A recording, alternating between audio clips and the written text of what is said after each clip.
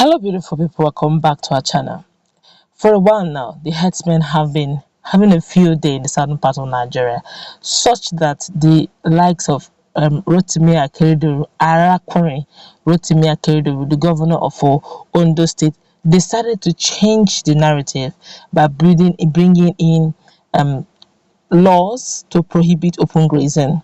Fast forward now, things are happening that is bringing attention of herdsmen again in southern region. Before we go into the newspaper to find out the latest one they have done, I think if you ask me, other southern governors should begin to follow suit, maybe to put this to the right perspective it belongs. We'd like you to subscribe to our channel by clicking on the red subscribe button.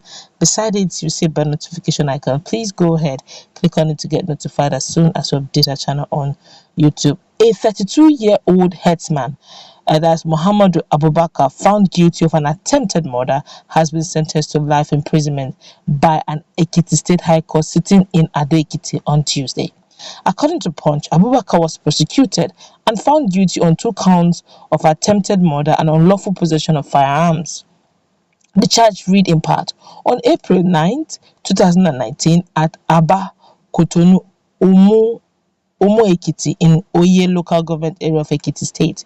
The defendant did attempt to murder one Chief Samuel Ama and others. Found in his possession were instruments and cartridges on the same day. The police prosecutor Taiwo Ajibulu said the offences were contrary to and punishable under section 320 of the Criminal Code Law Cap C16 Laws of Ekiti State 2012 and section 3 subsection 1 of the Robbery and Firearms Special Provision Act Cap 11 revised 11 volume 14 Laws of the Federal Republic of Nigeria 2004. The prosecutor called for 4 witnesses. A witness in his testimony before the court said the defendant was challenged while grazing on the cassava farm.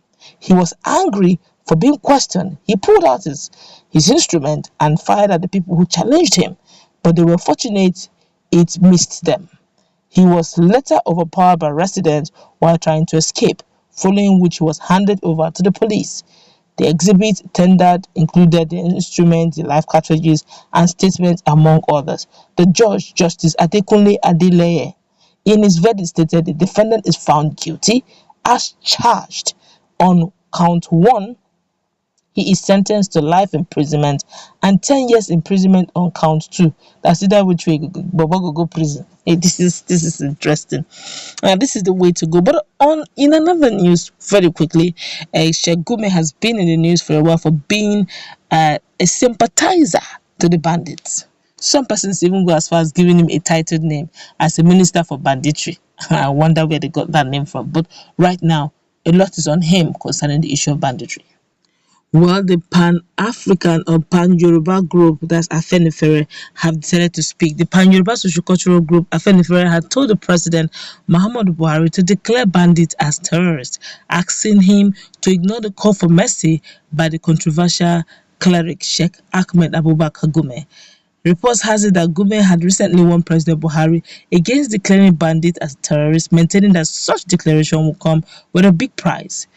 The Togume bandits bringing down people and kidnapping innocent people in the north and other parts of the country should be given amnesty, claiming that they are fighting for their rights. But Afenifere disagreed with Gumi, calling on Buhari and the federal government to ignore his advice.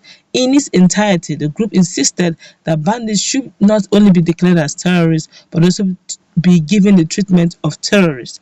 Afenifere spoke through communiques signed by the National Publicity Secretary, Jariade Ajayi, that's nice.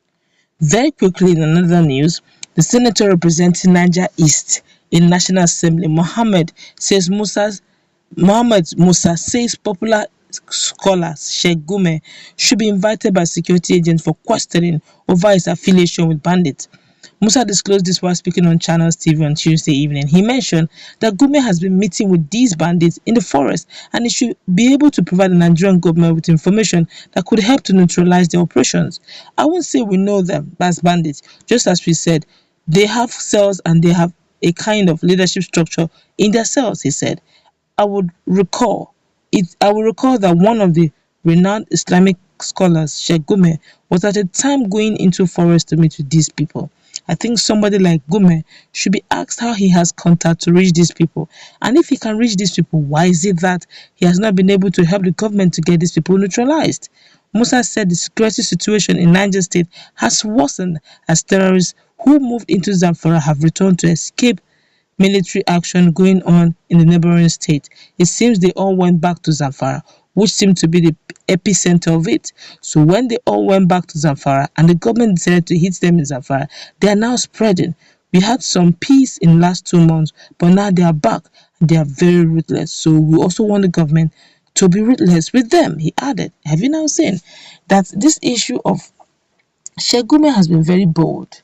He has been saying it. And when he had an interview with Sheung in channels, he said, you know where the boundaries are? I said, yes. He said that even the government know too. That they know. Now, even the senator is saying that he wouldn't say that they know.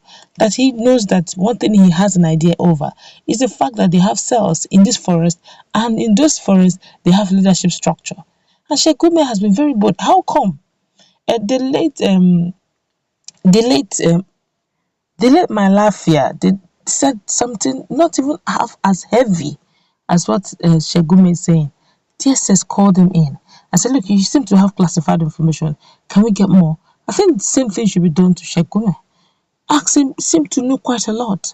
It's a bit difficult neutralizing these guys, these bandits. Why don't you just tell us how we can neutralize it and prescribe them, for crying out loud? Call them what they are. What they are. There's no need, petting them and giving them nice names like banditry. The name is harsh, the name is painful, and that's how they should be treated, unfortunately, because right now innocent souls are paying the price. And look at what is happening in Ondo already. They've started taking the bulls by the horns. There's no need to begin to, treat them with kids' glove. If they have done, you can imagine the boldness a herdsman had in another man's farm, and you wanted to bring him down.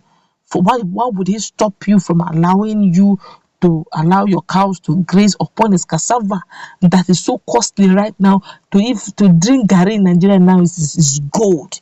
If somebody gives you gari to eat in your home, please treat the person well. The person has made you a king, gives you food just to get that same cassava to make that gari possible. And one herdsman will say, why wouldn't you allow my cow to graze on it? And even have the effrontery, despite the warnings.